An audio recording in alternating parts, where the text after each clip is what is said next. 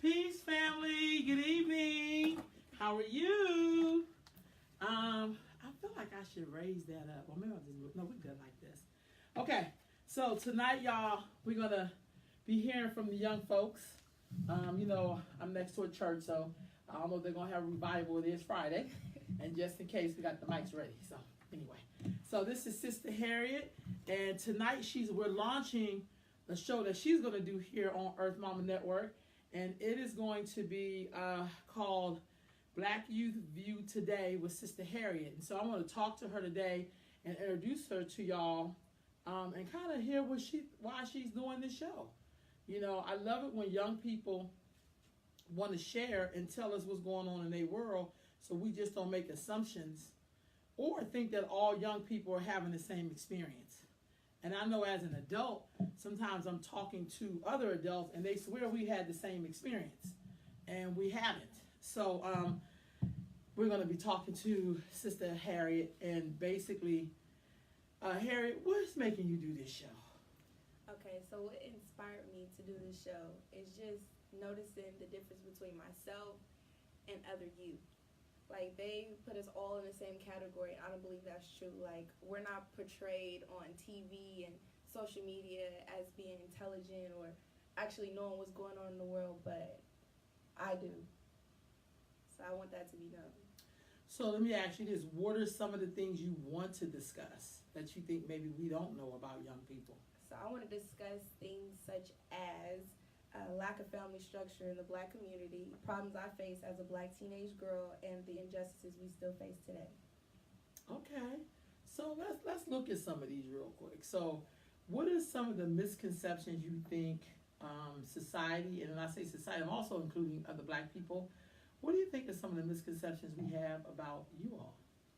Okay, I was about as Black youth or just youth in general? Just Black youth in particular. Black youth, I would say elders probably think that we're clueless, foolish, not the smartest because we don't use social media in a good way. Like, instead of using it to address problems that we face in society, we use it to post fights or funny videos that can sometimes not be funny to others. I just can't explain it. I don't think we've represented ourselves in a way that would make our elders proud.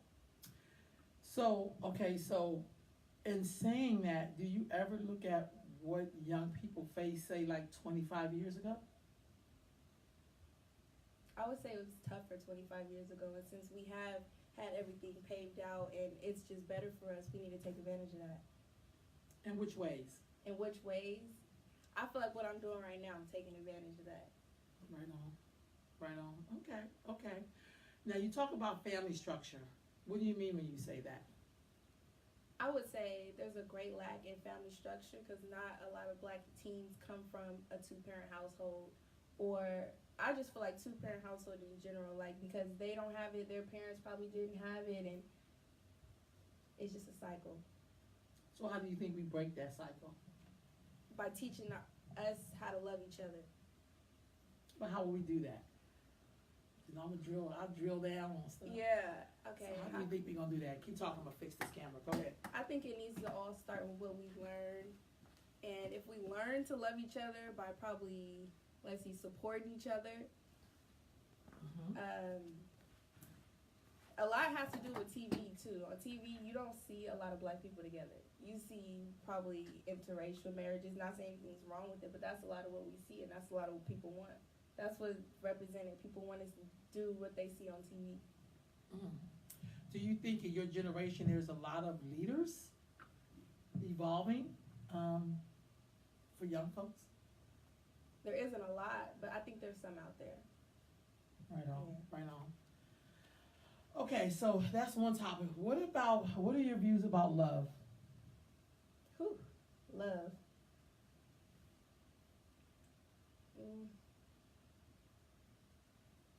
Love, is that something that young people, and I know when we say young folks and particularly young Black folks, because I'm always concerned about Black people in general, we know that we're not a monolith, which means we're not all the same.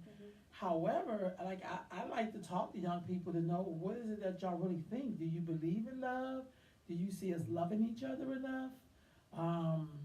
do you find that even in your environment, do you see black men loving black women? And not only loving like in an intimate way, but like loving as out of respect. Like for me, when I see my elders, I'm always respectful, even if they're not as respectful to me. I know how to back up off them, but still give them respect because they paved the way for me. So I get to do all of this stuff and live how I want to live because of the elders who came before me. And I know I'm saying elders and not old folks, because I give old folks respect like with an elder. When I say elder, that means something. That means they put in work. Yeah. So do you find that in looking at young folks, in your generation, do you find that there's that they seeing a lot of love, us loving on ourselves? I would say personally, I don't see a lot of love. I don't see us loving on each other. Like, mostly, I can say this from experience. I've heard black boys say commonly, I don't like black girls, or black girls aren't this. And just showing that hatred towards their race, their people, like, I don't feel like that's love. Like, just to even speak to degrade her like that, just, like, why put us all in one box and say, I don't like black girls? Like, you could be particular and say, oh, I don't like girls who are like this, but why all black girls? Yeah, I don't see a lot of us loving each other. So this gonna be a hard one. Do you think black women? Do you think we condone that? Because most those black boys, if they're pure blood black boys, they came out of a pure blood black woman. So do you think we condone a lot of that as black women? I would say there's a lot of factors that contribute to that. Like, one being, like, you got to look at the boy's relationship with his mom. If it isn't as good, then he probably won't like black girls, or what he sees black girls as. Like, they'll probably say, oh, they don't like black girls because they're loud, or they're ghetto, or there's always a reason. And I can't explain it right. No, that's why I threw that out there in terms of, because we know as women we are the first mother, and so we basically teach and condone and perpetrate and hold up and all that kind of stuff in terms of what people think. That's why actually you think some of this we're responsible for. Because I had brothers that would never say no crap like that. Yeah. Coming from my black mama, and he had black sisters, so you just wouldn't say stuff like that. And as women, if I was to say something about black men derogatory, black women would check me. Like, you don't get to talk like that. Yeah. Do you think we condone that as black women? That's what I'm saying. I haven't seen anyone condone it because I was taught to love my people, but I see a lot of boys want the image. Like, on TV, you don't see a lot of dark-skinned women being portrayed as good people or what they're doing for society. Like, watch Love and Hip Hop, you see the light-skinned girls with the husbands, and you see the dark-skinned girls chasing after the husbands, and that's really, like, people are now thinking reality TV is reality, and it's not. So I think that has a lot to do with why we don't love each other as much. Do you think that we are very inclusive of other groups? I think we're too inclusive. What do you mean by that? Okay, I'll use this as an example. Most of the BSU isn't black, but if you were to look at, like, the Brown Club or the Asian, the Hmong Club, and they're all what the club is, and I feel like we're too inclusive. Like, they're not there for the right things. They're there because we're known for having fun. That's what they're there for. Okay, hold on. I just got lost. We're known for having fun. What does that mean? We're known for having, like, everything about us is fun. The culture, the food, the music, that's what they're there for. Like, they're there for the entertainment, not. But aren't other groups fun too? I wouldn't know. They don't include me in their stuff. Why do you think that is? They're taught to love each other. We're not. So I don't know how to explain this. No, take your time. Because that's how we learn from y'all. Yeah. You have to be able to, I know when you do your shows and you're going to be rolling stuff out, you got to ask those hard questions. Like, what is it? Like, where do we learn to hate ourselves? Like, where do we learn that at? Who are we learning that from? Or you want me to go way back into history? You can go way back and you can go right in your immediate environment. Because I think all those things play together. Okay. Well, where do you get that from? So I think slavery played a big part in the divide between us. like the divide in lighter complexion, darker complexion, and field hands and house hands, and I feel like that played a big part. But how can I put this? Take your time, take your time. There's no right or wrong answer. That's the Yeah. beauty of conversation. So that's part of it. History. Yeah, history. I think history is a big part of it. Like, to be stripped of your culture, to be stripped of your identity, and then have to redefine it and remake it and recreate it. And it's just, even though we've recreated it and we've really made it, it's still not where it should be. Right on, right on. If you're joining us, we're talking with Sister Harriet. She's going to be launching a show on the Earth Mama Network, and it's the Black Youth View Today. And she's going to be interviewing and talking with a lot of young people her age. She's in high school, and she's going to talk to us a little bit about why she's doing the show. We're going to hear a little bit about her background. But the purpose of the show, when we do the next one, is she'll be basically in her element, talking with young folks her age and educating us so we can listen in. You got a couple of comments in the room. Sister Charlene says, we're definitely too inclusive. We are and always have been too civil. Enslaved, yes, she is so right. So definitely she's saying from slavery, yes. What are some of the things you think, because slavery is part of it, even though y'all don't learn about slavery? We don't. That's the interesting thing, is like something impacting you, you don't even learn about it. Yeah, so I'll address that as well. Okay. So the question you asked before about like what we're taught, I think a lot of it is what we're taught. Like being in school for all of my 12 years, I have never learned about like slavery in depth. Like they discuss it, but they don't go into debt, and when they do, they don't tell you the truth. Like they don't tell you how just the way we were trained, like the way we were broken, and the way the Jim Crow laws actually were, and the lynching, and they don't really teach you that. Like I didn't learn a lot until I went on the road trip. Like just seeing like in the museum all the things I was seeing, like why don't they teach that in school? Like we are a big part of American history, and we just do not learn about it. Shit, we are American. We are like we don't I learn agree about with that. you right on. We right don't. on. We learn about things that happen in other places, but we don't learn about slavery and how America was built and what it was created off of. So how did you feel about that? You were on the road trip. How did you feel about going to that African American museum, the African American Smithsonian, and just everything from Harriet Tubman's graveside to the, how did you feel about coming face to face with that history in particular? I feel like the road trip is what caused me to just feel empowered. Like I feel like I walk different now. Like just knowing your history and to be able to, because I feel like history can repeat itself if you don't know it. Mm-hmm. So everything that's happening now, it's happened before, just a different form, more in your face. So now you really got to look in depth and look into the history of things. And I can say the way Harriet Tubman's grave made me just feel, I don't know, I still have her soil next to my bed. Like that's, I don't know, I just can't explain that. It was empowering for me. Like it was really real. Like this is a real soldier, this is a real woman, and we just don't learn about her. That's sad. Did you try to share any of that experience with your peers? With my peers, yes. So I'm a mentor at my school, and anytime I get the chance, I have to let them know, like, you have too many odds against you to mess up. Like this. Oh, that's okay. Yeah, you have too many odds against you to mess up, and it's really harder than you think being black in America. So with that being said, how do you feel about being black in America? I feel How do you like feel about that? it isn't as easy as other people. Like they're able to blend in eventually, but it's been years and we still haven't, like, we haven't gotten reparations. We haven't got, like, and there's a reason why, because we can't work together. When it's time for us to work together, like we were discussing, we're too inclusive of other people. We're too forgiving, and it shouldn't be that way. Like we should have our own schools. We should have our own stores. We should own it. We should support it. But instead, we're going towards other people. Like the area we're in now, most of the businesses over here are not black owned. Like across the street, you have Asians owning something, and we support that. But there's businesses over here who are the same businesses, a nail shop and all that, and the least people go there. And I just don't understand that. How do you propose that we break that?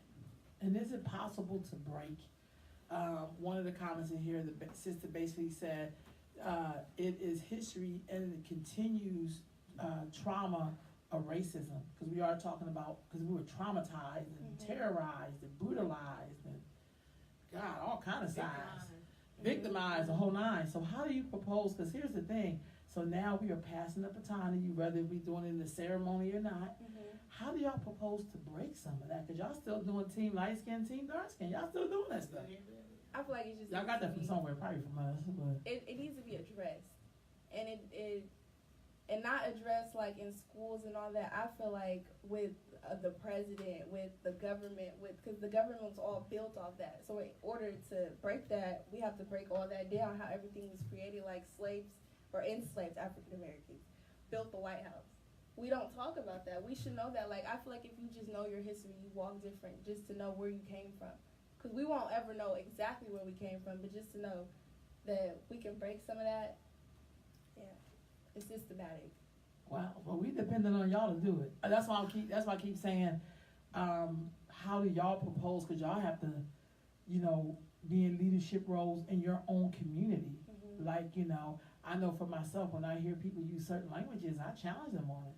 So when I hear people say the person was fair skinned, I'll be like, what the hell is that? Yeah. Because they don't know color in the crayon box that I've ever seen. I've never seen a color named fair. Like, I challenge people. Their skin color allows them to be treated fair. I'm going to tell you where that term Oh, came no, from. I got you. Okay, 'cause I had a teacher in school. You remember Miss Betty Carroll? Yeah. Who was very in the terms of people fair skinned. Yep. And she didn't play that color stuff.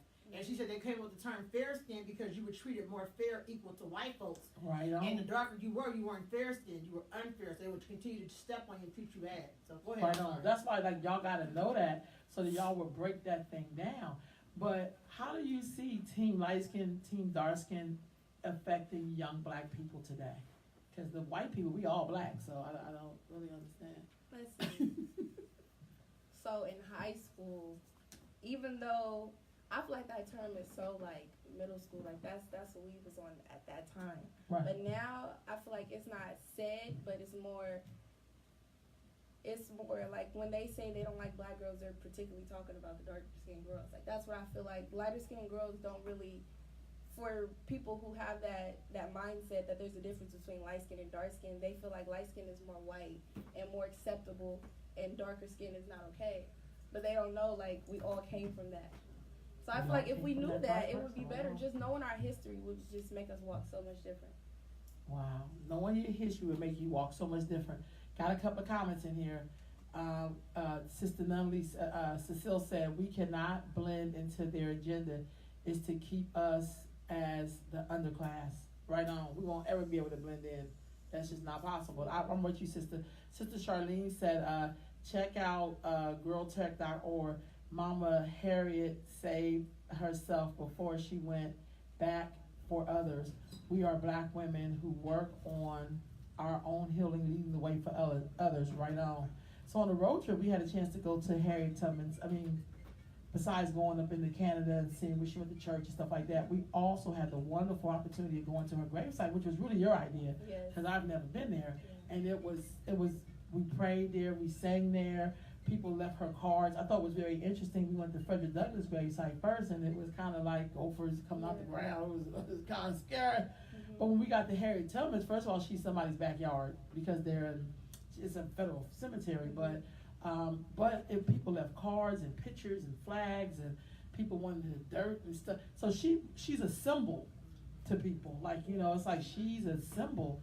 How did you feel? Because your name is Harriet too. Yeah. Does that mean? I'm thinking after your grandmother, right? Does that make you walk any taller? Like, this is another great woman named Harriet, and you have that name. I feel like since I was in kindergarten, or probably before that, every time somebody hear my name, they say like Tubman. And I feel like after seeing that grave, because before I was defensive, like, no, my name is not Harriet Tubman. Like, no, that is not me. I am Harriet Smith. But seeing that and having she's just real. Like, when you think of a woman escaping from slavery, she going to a whole place, establishing her life, then going back, helping America, even though they enslaved her with the Civil War, being a spy and all that, like, it's just so unreal. Like, I felt so empowered just knowing that I'm carrying her name, I'm carrying her legacy. And That's what's up. So she said a key word. You said you are carrying the legacy I am. because you are. Whether if you want to carry it or not, you don't really get to say I don't want it. Yeah. You that's what it means to be black in America. You don't get to say, well, I'm not with those Negroes. You have another group like you are a Negro. We're gonna treat you like a Negro. Yeah. So you don't get the chance to be like I don't do that. Tell me about your mom, because you're a very strong individual. Tell me about your mother, Okay, so who I love. what you want to know about her? Yeah, what is she like? What is she like? Because she's part of your. I feel like my mom is very caring, a little bit too caring. I feel like for all the traits about her that I feel like I want to fix and I want to help, like how caring she is, or how she feels like she needs to lead everybody, but I feel like I have all that. Like I feel like I need to lead everybody, even though I don't all the time. Another thing about her that I really like is, even if someone doesn't understand her or they don't understand her viewpoint or agree with it, she's always there to educate somebody. Like before she will criticize what you're saying, she'll educate you on it, and I really like that about her. Right on. So, what about your school? You go to Burbank. I got you. You go to Burbank. Tell us about Burbank. Burbank is very multicultural. I don't really get the real Burbank because I have the IB classes and stuff. Most of my classes I'm probably the only black person. I don't get the real at lunch and stuff. I get to see the rowdiness and the fights and stuff, but classes and stuff, I feel like we're away from everything. So does that impact how you see yourself when you're in environments and you may be the only black person in there? How do you deal with that? I feel like for 9th and 10th grade, it was a big effect on me. Like I was usually in the back of the class, quieter, and because I feel like teachers, they most frequently call on them. I don't think they really thought when I first came into the school that I knew as much. But I feel like now, the way I am, I always want to be heard. Like, even if the teacher's not calling on me, I will make my voice heard. Everybody, I want it known in the class, they'll say, it's a stereotype, the Asians are smart, but I want it to be known, I'm smart as well. Like, if the teacher asks a question, I'm probably the first one with my hand up. I participate in every class. It's not hard on me anymore, because I feel like I know who I am now. Before, I didn't really, I found my voice. What are you going to do after you finish high school this year? After I finished high school this year, I want to attend college and get my teacher's credential, and then I'll work my way up from there to get my degree in social work. All right. But I haven't chosen which college I want to go to yet. Do you ever think in the future you're going to get married or have children? Or I always ask that question. Not immediately, but I mean, I think I'm probably going to wait till I'm 30. Yeah, I gotta live my life out first and get degrees and stuff like that, and then I wanted my kid to have a trust fund first, and then have a kid. Right on. With that being said, do you find that sometimes, particularly for black girls, that sometimes you get stereotyped? I think we always get stereotyped. Let me see if I can find an example within my life. I feel like I've been stereotyped a lot. Yes. Like what kind of things?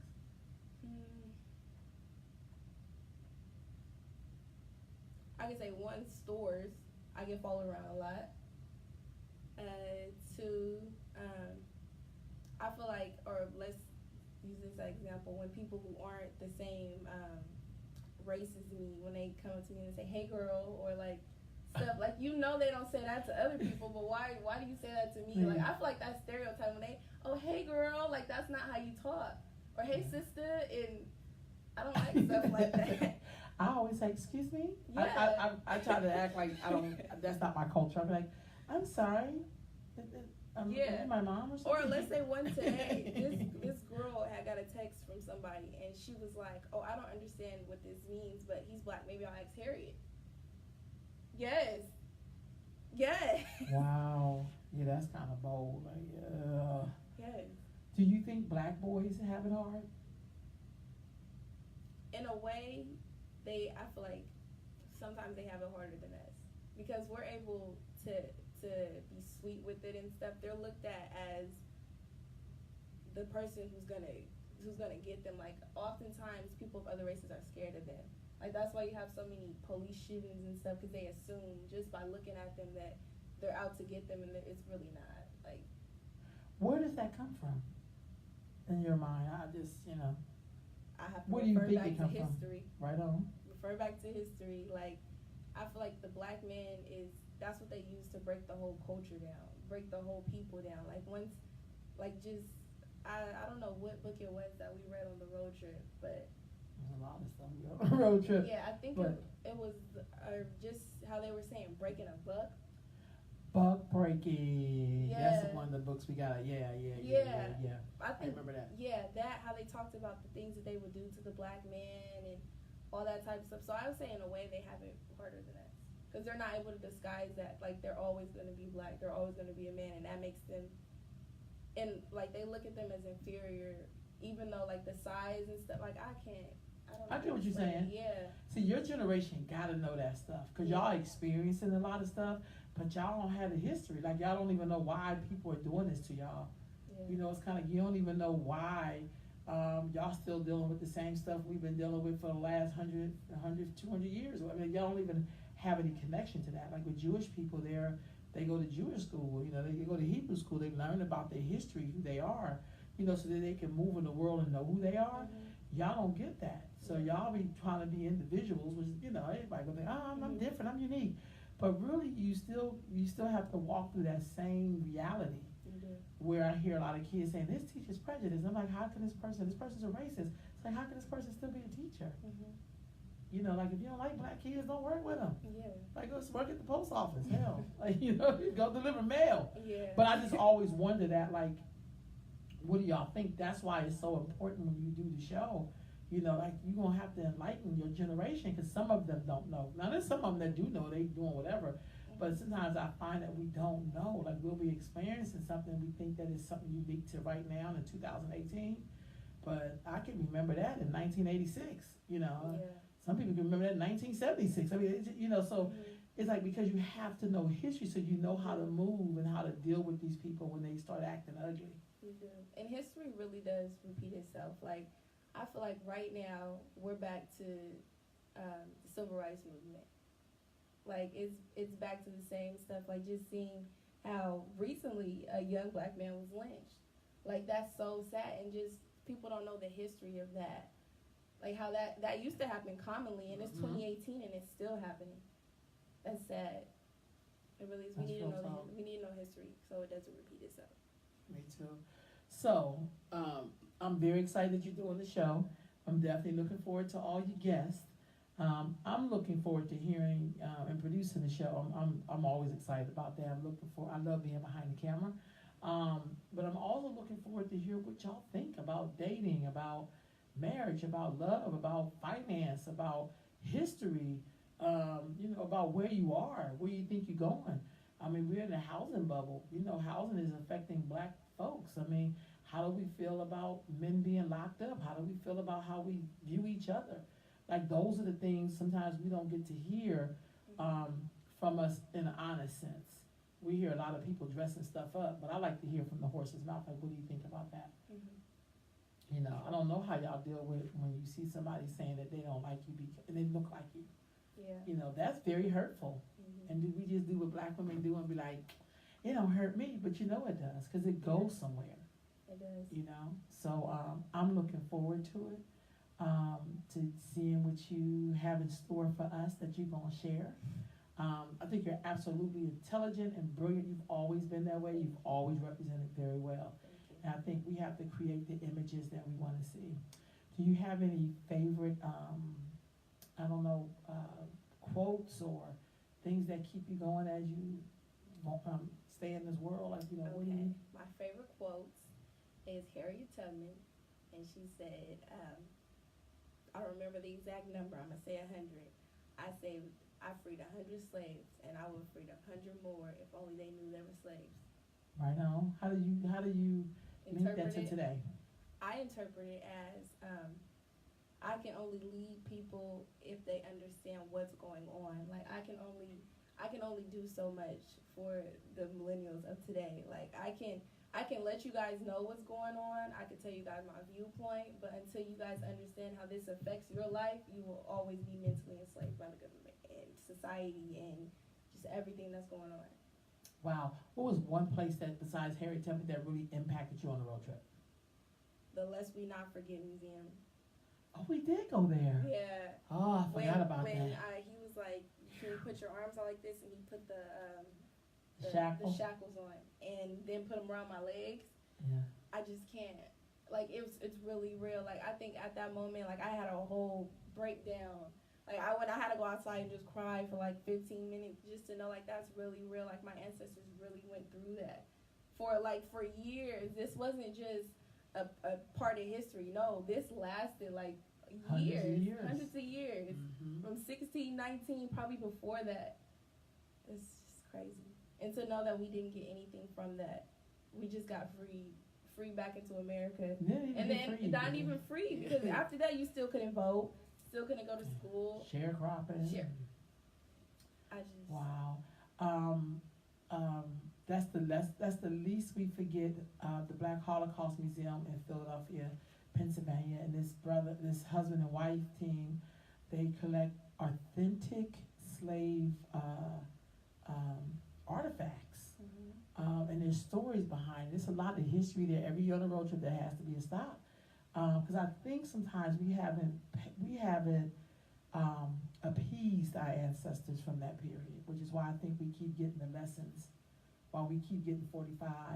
Because I think every chance we try to forget it, our ancestors are like, you don't get to do that. Yeah. We shouldn't forget them at all. That's why I love that museum. I mean, it's actual artifacts. This is not no made up stuff. These are real artifacts. Sister Charlene is saying eugenics.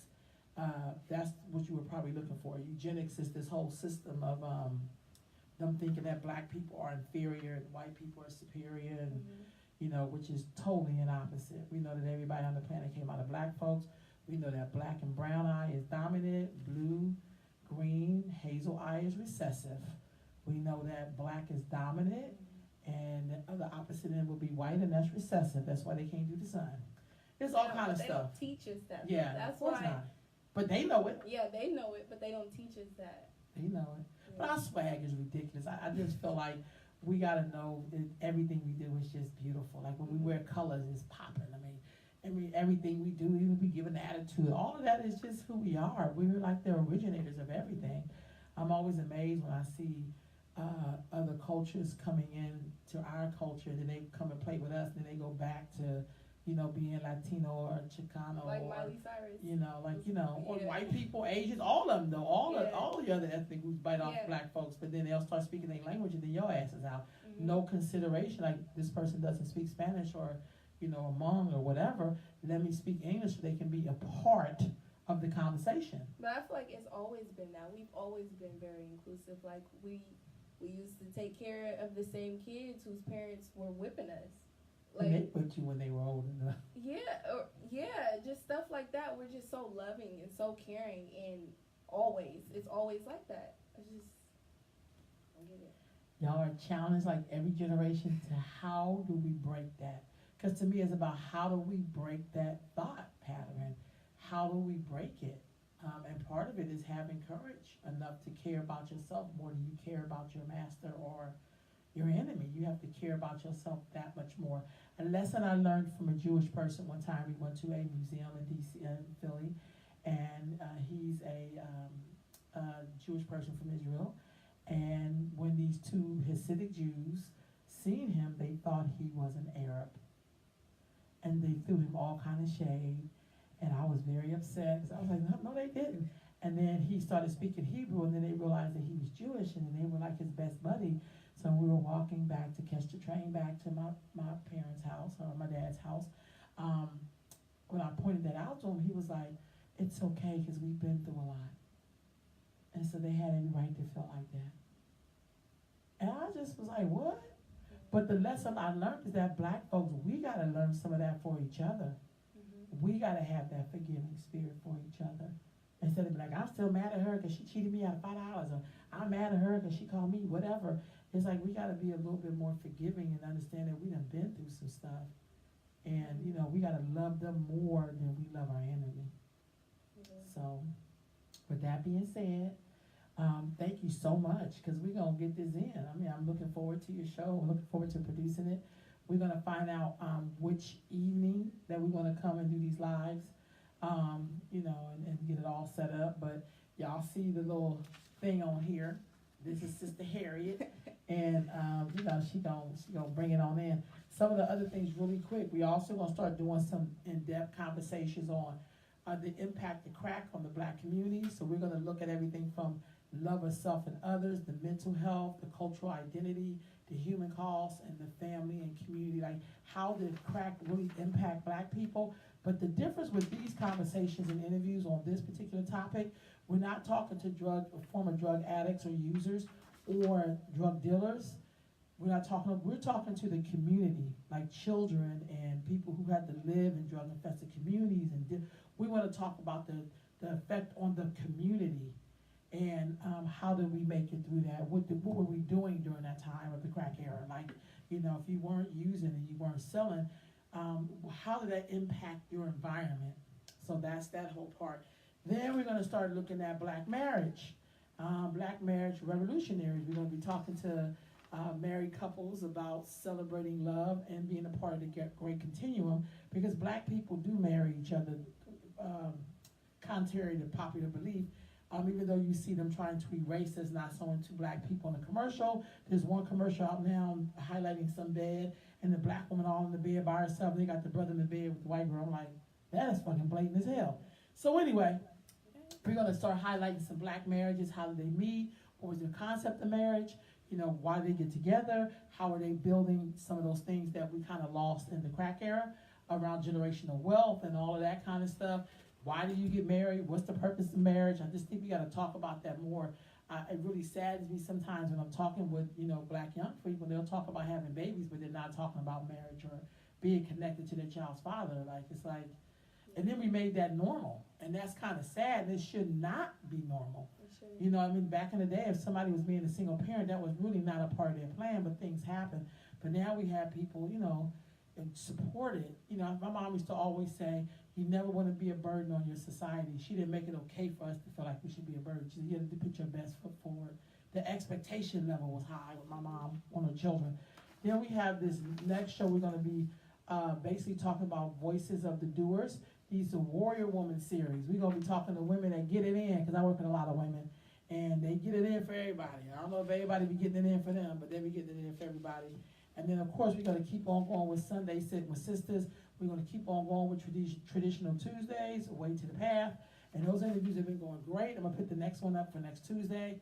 And then the last one we're going to be talking about is Black people in politics. What's in it for us? We're going to keep talking about this. Just because the election is over, what's in it for Black folks? Why should we vote? What do we do after voting? How do we hold people's feet to the fire? What does political clout mean? What does it mean to know the mayor or city council members or board of supervisors? What does that mean for Black folks? And I think we just really got to have more of these conversations. And then also we're going to be doing something on Black immigrants. And I'm going to be talking with some Black folks who are immigrants in this country and their struggle, because they don't get a lot of support, really, because they come after them more than they do the other groups. But that's a whole other story. So we're going to be trying to build up a network to talk about the things that's important to us. I'm a child of the 80s. When I was a teenager, and I watched a lot of BET when it was the bomb, though. When they had Teen Summit, they had Our Voices, they had the news station on there. And it was like around it. It wasn't just all music videos and just showing ridiculous ass movies. They really talked about Black folks on Sunday morning. I used to love watching Our Voices. Trying to recreate something like that. So I'm definitely reaching out to people. I'm trying to bring in people to do some of these shows, because I like being behind the camera, not as much as front of the camera. So that's what we're on. So thank you, Harriet. I'm looking forward to your show. And anything in closing? So thank you for giving me a platform to speak my opinion. I hope that you tune in. Yeah, thank you. You're so awesome. So y'all, I shall see you all on Sunday. So we out of here. Don't know I gotta stop the live. That's why I'm gonna be behind the camera. Y'all gonna be like, Fade to Black. It's gonna be me. Hey, Venetia. Okay, let's see. Where am I at? Girl, this light be blinding us, sister. I can't even see this button.